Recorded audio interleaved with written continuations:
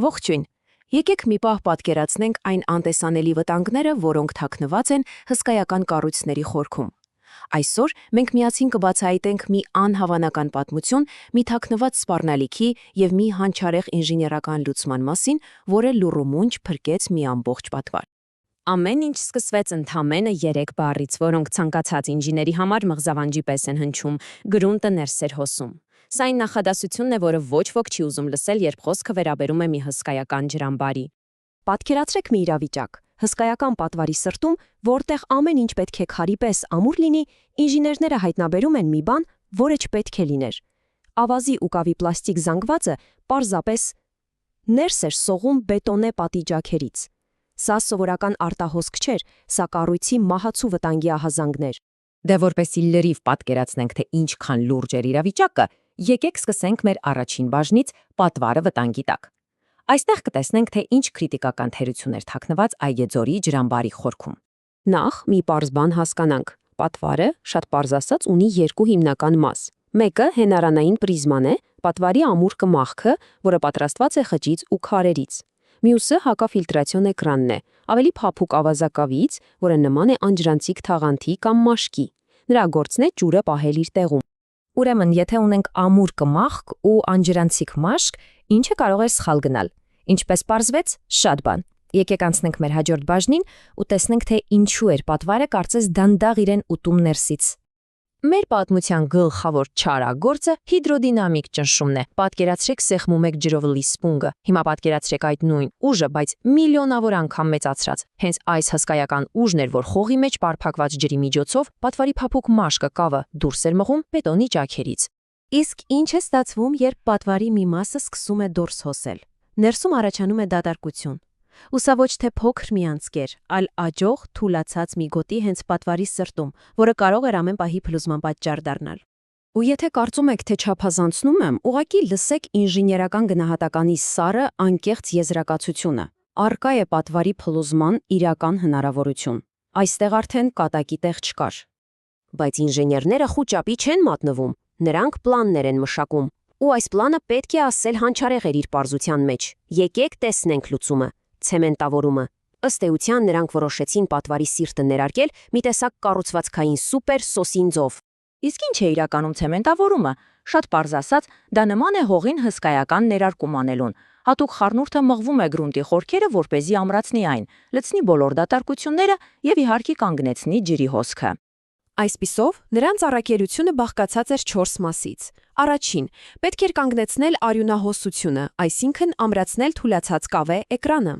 Երկրորդ՝ լցնել այն վտանգավոր դատարկությունը, որն առաջացել էր։ Երրորդ՝ ուժեղացնել հենց կմախքը, խճային պրիզման, եւ վերջապես այս ամենի արդյունքում վերականգնել պատվարի ամրությունը։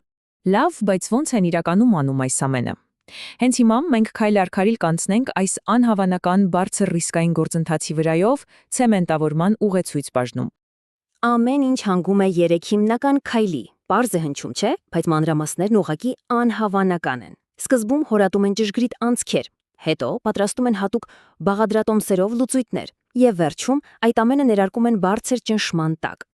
Ուշադրություն դարձրեք այս թվերին՝ 600 անցք, ոչ թե ինչ-որ հսկա մեքենայով, այլ ձեռքի հորատիչներով։ Յուրաքանչյուր անցք անցնում էր 70 սանտիմետր հաստությամբ բետոնի միջով։ Այս ամենը արվել է վիրաբուժական ճշգրտությամբ, անցքերը իրարից 1 մետր հեռավորության վրա։ Ուղղակի անհավանական է։ Եվ սա այն դեպքը չէ, երբ մի լուծումը բոլորի համար է։ Սա ավելի շատ նման է վարպետ խոհարար լինելուն։ Ինժեներները տարբեր հատվածների համար ստեղծում էին տարբեր բաղադրատոմսեր, խառնելով ցեմենտ, կավ, ավազ, ջուր եւ նույնիսկ հատուկ քիմիական հավելանյութեր ճիշտ խտությունն ու հատկությունները ստանալու համար։